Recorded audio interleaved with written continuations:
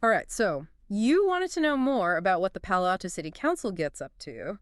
Well, buckle up because we're diving headfirst into their February 2024 meeting minutes. We're going beyond the headlines, folks. Yeah, forget just knowing what decisions they made. We're talking about uncovering the why, the how, and maybe even a little of the who said what. These minutes are a goldmine of insight into the personalities and the priorities shaping Palo Alto's future. And let me tell you, there's some juicy stuff in here. Big money decisions, state mandates making waves, even whispers of global conflicts echoing in City Hall. Ready to see how the sausage gets made.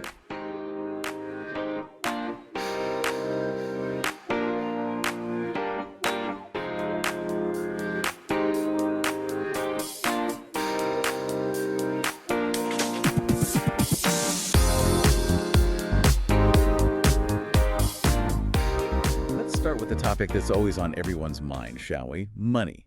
Specifically, those big-ticket infrastructure projects that always seem to spark debate. Oh yeah, right out the gate, the new public safety building caught my eye. And with good reason, it seems to have gone a tad over budget. Tad being a bit of an understatement, maybe. It's true. We're looking at nearly $10 million over their initial projections. Oof, that's gotta hurt. Someone's getting grilled about this, right? You bet. Yeah. Councilmember Tanaka, our resident champion of fiscal responsibility, had something to say about this. Let me guess, he's all about pinching pennies and dotting those IS. That's one way to put it. He really honed in on that cost overrun, demanding a closer look at how the project was being managed. You can practically hear him in the minutes, urging for stricter oversight going forward. Always good to have someone keeping a close eye on the budget. He even went so far as to suggest exploring alternative solutions. Like what? Cheaper building materials? A slightly used fire truck? Not quite. He was thinking more along the lines of finding different approaches that might offer similar functionality, but without the hefty price tag. Makes you wonder if those initial cost projections were, how do you say, a tad optimistic? That's a question for another deep dive, perhaps. But seriously, though, what does this mean for other projects down the line? If they're already this far over budget on the public safety building, are other things going to get put on hold? You're hitting on a critical point. And this leads us to another major infrastructure project they were grappling with, the electric grid upgrade. Oh yeah, I read about that. That's not just a minor renovation, is it? Not at all. We're talking a cool $300 million. Okay, that's a whole lot of zeros. What's the justification for spending that much on the electric grid? Well, it boils down to two main arguments: reliability and sustainability. Keep the lights on and save the planet, right? Exactly. Yeah. The current grid's getting old, and proponents of the upgrade argue it's essential to prevent future outages. Plus, they say it's crucial to achieving those ambitious climate goals Palo Alto has set. So it's about making sure the city can handle its growing energy needs while also going green. But $300 million is a lot to swallow. Oh, there were definitely some tough choices on the table. Oh. And you can practically feel the tension between these two perspectives in the meeting minutes. So who's playing tug of war this time? Councilmember Tanaka, ever the pragmatist, urged caution. He's all for a phased approach. Make sure they really need to spend that much before they commit. Which makes sense, especially in a place like Palo Alto where every penny counts. But I'm sure there are others who are all about going green, even if it costs a pretty penny. You're right. Councilmember Burt really emerged as a strong advocate for that full-scale grid upgrade, arguing that putting it off will only lead to higher costs down the line, both financially and environmentally. A classic clash of priorities, balancing those immediate needs with long-term vision. And it's not just playing out with money either. These minutes really show how state-level mandates are adding another layer of complexity. Oh, absolutely. And there's no better example of that than the ongoing saga of SB 9. That state law meant to address the housing crisis. Ah, yes, SB 9. For those of us who don't speak fluent California housing policy, what exactly does that entail? To put it simply, it lets homeowners build more units on their property, essentially increasing density in areas that have traditionally been single-family homes. It's caused quite a stir all over the state, and these minutes show it's no different in Palo Alto. So, how are residents reacting? Are we talking pitchforks and torches? Not quite that dramatic. But there's definitely a lot of healthy debate around SB 9.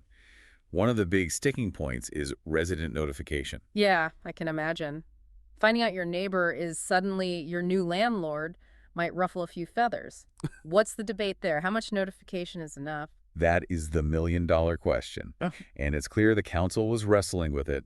Some residents were pushing for way more transparency, demanding more advance notice about any proposed SB9 projects in their neighborhoods. Which makes sense. Getting a heads up after construction's already begun isn't ideal. But I'm guessing there's a counter-argument to this. Definitely.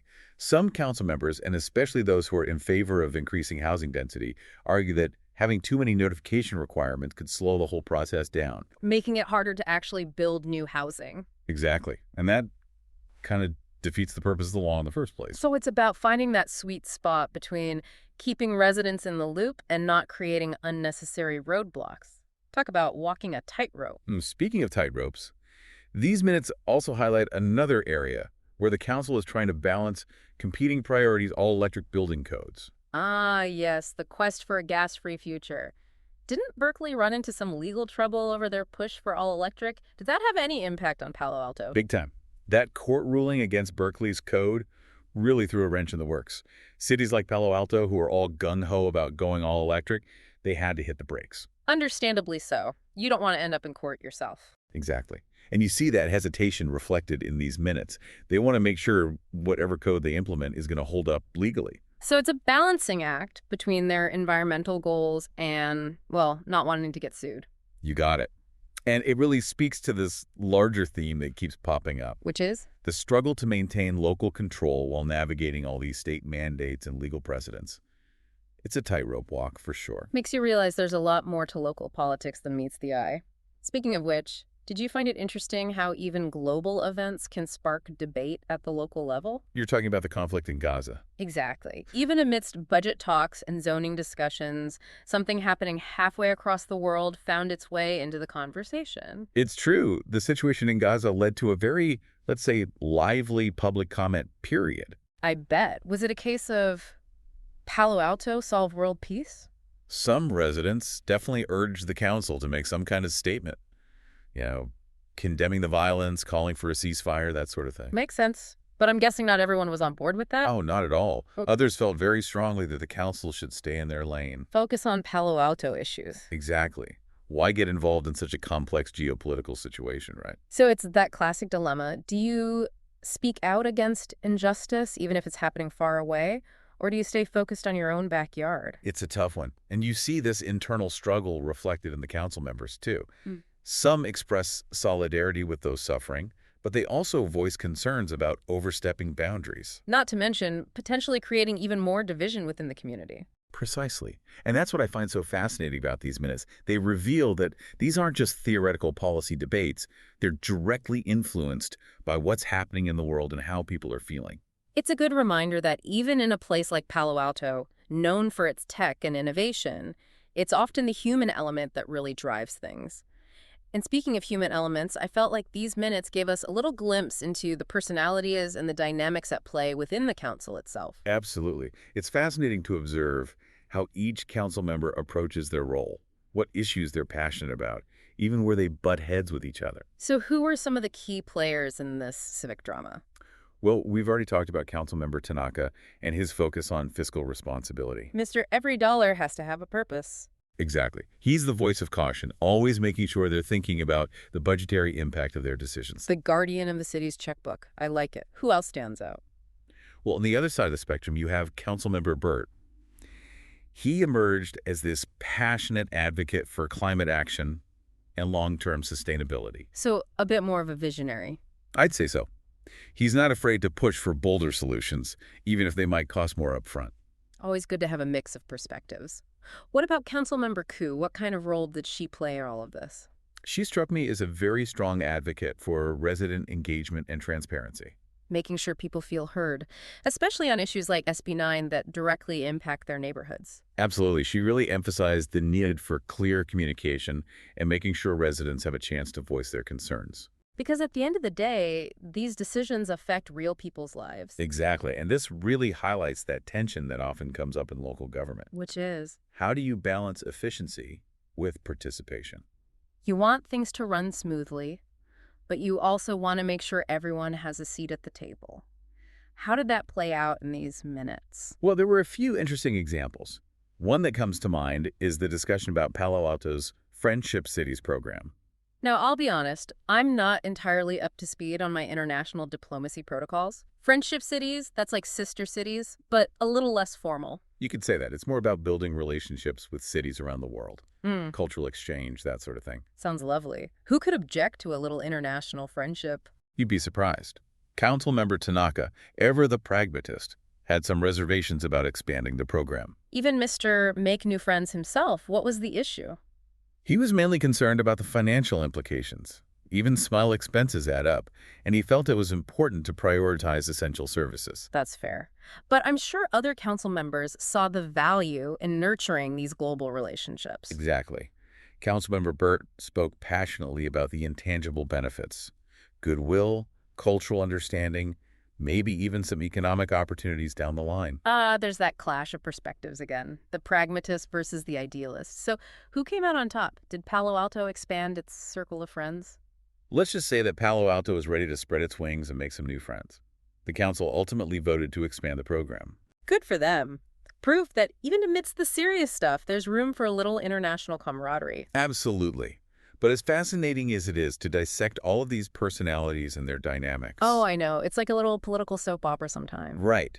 But what really matters is how these decisions affect the everyday lives of Palo Alto residents.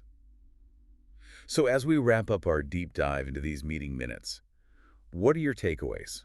What really stood out to you? Because these aren't just abstract debates, right? Not at all. These decisions have real-world consequences. Whether it's how much you're paying for your electricity, The availability of affordable housing. even the future of your favorite park. Ah.